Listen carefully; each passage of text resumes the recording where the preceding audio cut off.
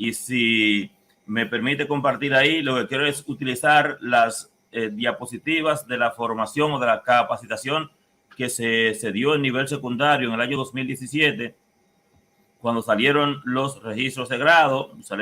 Como es largo, pues usaré solo algunas para poder ilustrar a algunos de nuestros compañeros en esta parte. Básicamente, como yo sé que los que tienen más tiempo saben el llenado correcto del registro, pues en este caso lo haríamos para los nuevos. Ya el que tiene más tiempo sabe que son los indicadores que se califican, y aunque muchos todavía lo están llenando a saltos, también decirles que son secuenciales.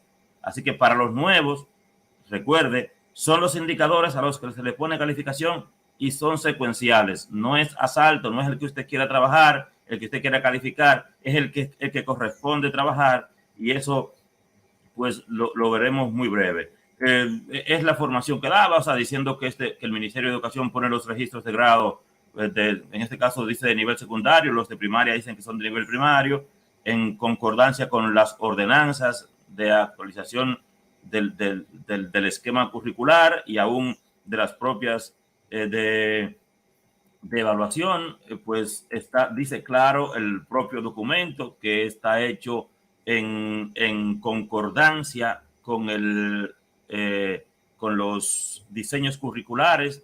Tengo el de secundaria, el de primaria dice lo mismo, es decir, cuando dice que está en coherencia, es lo que dice en el registro es lo mismo que dice en la malla de contenidos o en el propio diseño curricular, que es pues la primera parte del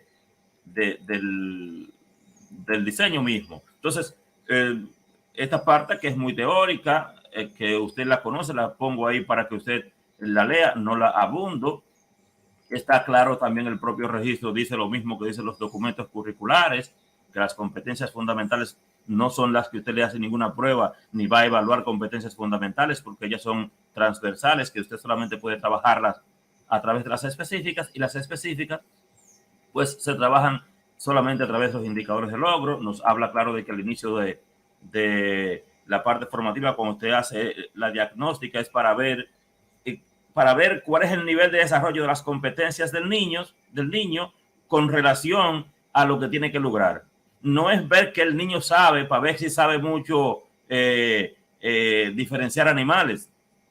El diagnóstico es para ver qué él sabe con relación a lo que tiene que lograr, con relación a los aprendizajes por lograr. Por tanto, siempre tenemos que tener pendiente que el diagnóstico va a ser para eso. ¿Qué tiene que saber el niño? ¿Qué está diseñado para que él sepa? ¿Y qué sabe de eso? Es interesante esta parte, y me detengo aquí, que tiene el estudiante que conocer qué es lo que tiene que desarrollar. Lo correcto es que se le diga en esta planificación, en esta semana, en esta unidad de aprendizaje, usted tiene que exhibir tal aprendizaje. Por tanto, vamos a trabajar a diseñar aprendizajes, a diseñar actividades para que usted pueda lograr lo que dice ese indicador de logro. Tiene que decirle al estudiante con qué instrumento de evaluación se le va a procurar que evidencie el aprendizaje que describió el indicador. Es lo que nos dice, ¿verdad?, el Ministerio de Educación, y que todos tienen derecho a la recuperación pedagógica para la parte que no han logrado. En secundaria se utiliza completivo y extraordinario.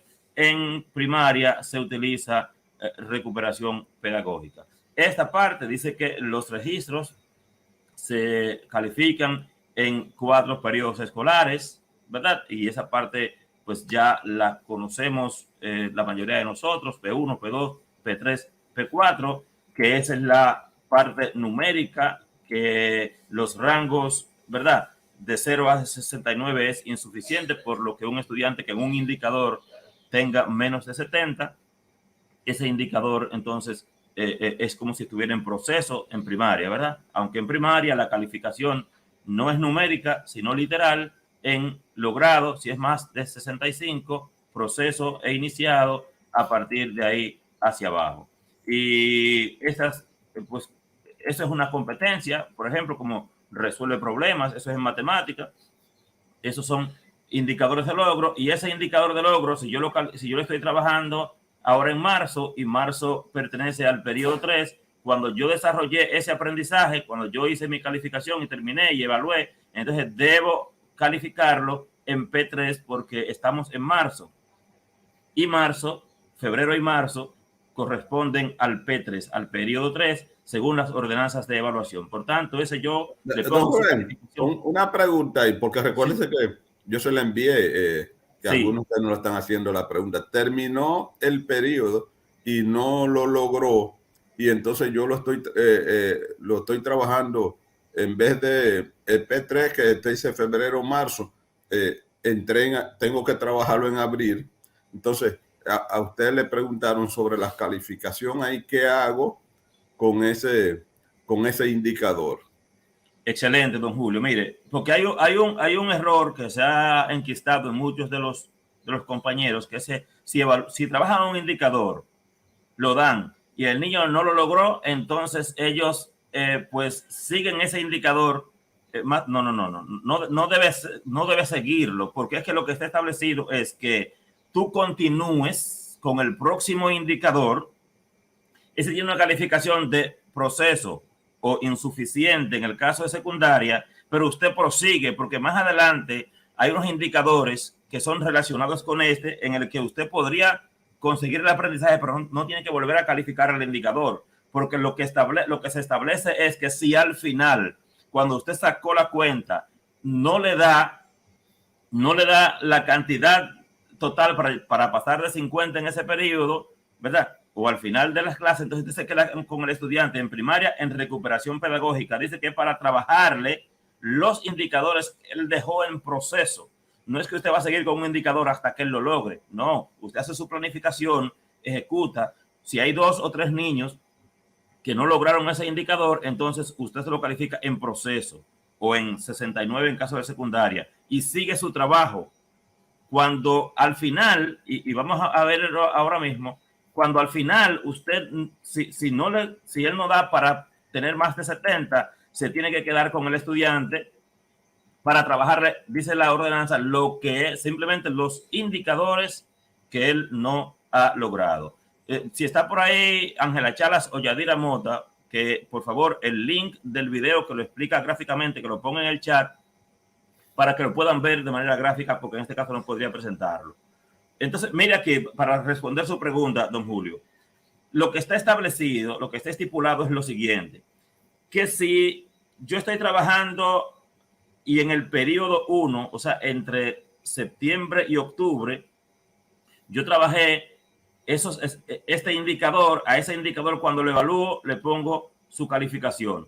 Al segundo indicador le pongo su calificación, en fin, en ese periodo 1, que es entre septiembre y octubre, termina el 31 de octubre, yo trabajé 4 indicadores, entonces yo promedio, yo sumo esas 4 calificaciones que están ahí, 90, 95, 97 y 96. Lo sumo, lo divido entre 4, o sea, lo promedio, y esa es la calificación del P1. Eso se coloca aquí. Mire, calificación del periodo, ahí va en las calificaciones parciales. En esa calificación, ahí va ese del P1. Yo sigo trabajando en mi periodo 2. Entonces, trabajé con Rubén, que también fue otra. Rubén, es que otra fue de las preguntas.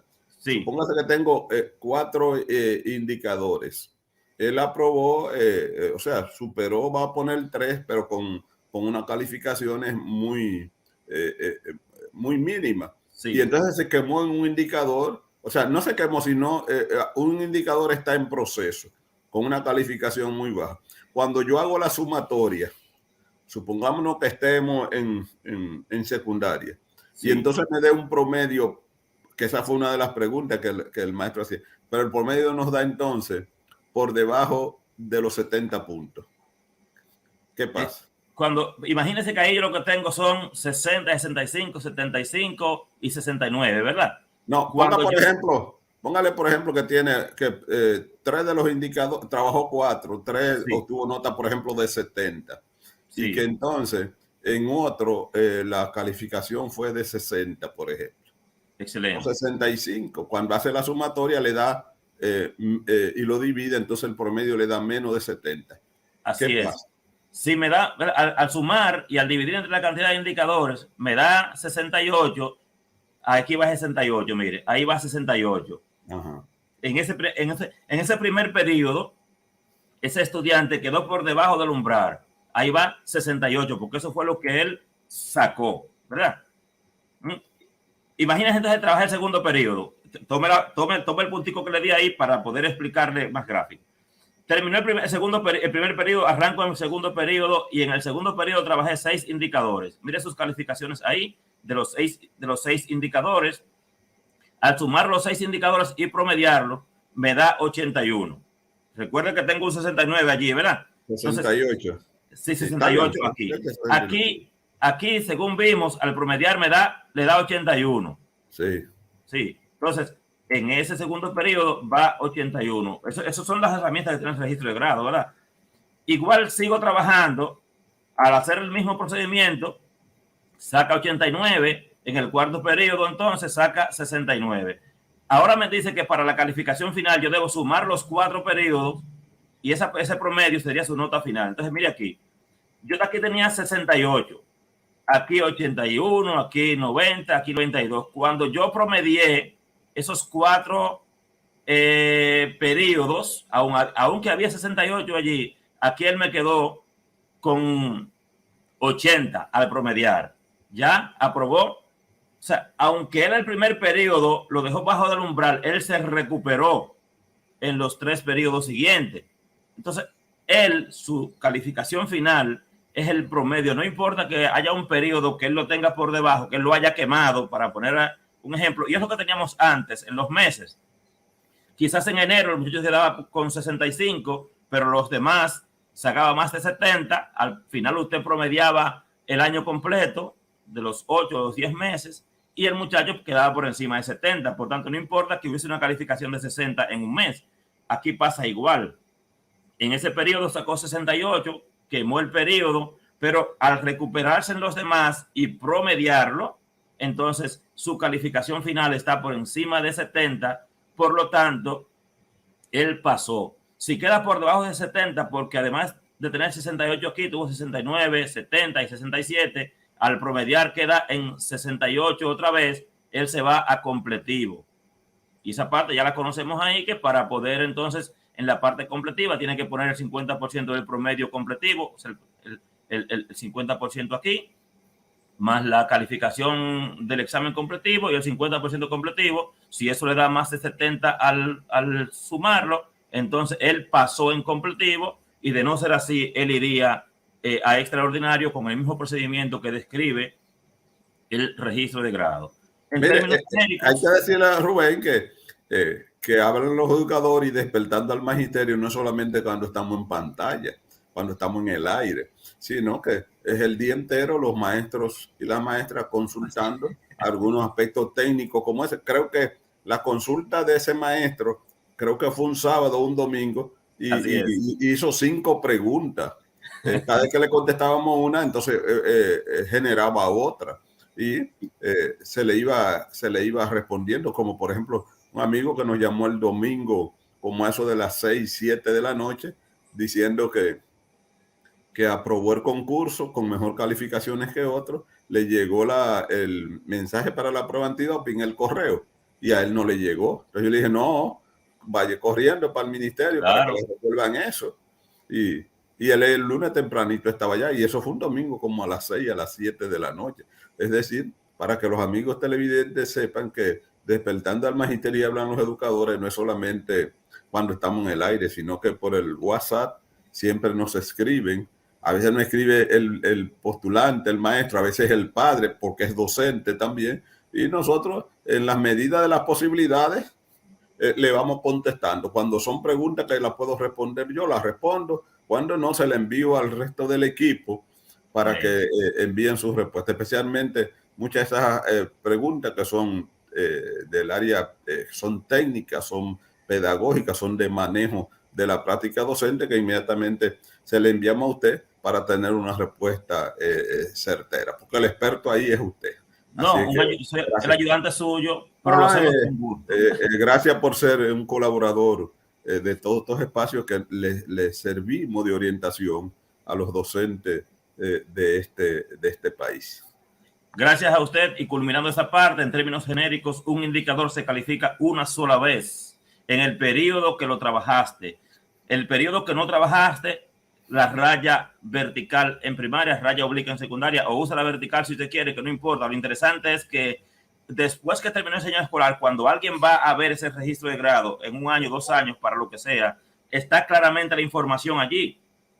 ¿Qué es lo que hay? ¿En qué periodo ese estudiante logró cada indicador? Y así por el estilo. En el caso de primaria es lo mismo. Se califica sencillamente que en vez de ser con calificaciones numéricas, son literales. Si el estudiante exhibe que domina el aprendizaje, entonces es una L de logrado o una P de proceso e iniciado si está muy atrasado. Pero al final, en el caso de primaria, lo que te dice es que si cuando tú haces la recogida, porque vimos que aquí hay unos promedios periódicos, unos promedios y una calificación que tú le pones por periodo al promediar los indicadores que trabajaste en ese periodo. En primaria no es así, es genérico. Trabajas tu indicador de manera, en tu registro, de manera secuencial, no saltando indicadores, secuencial como está diseñado.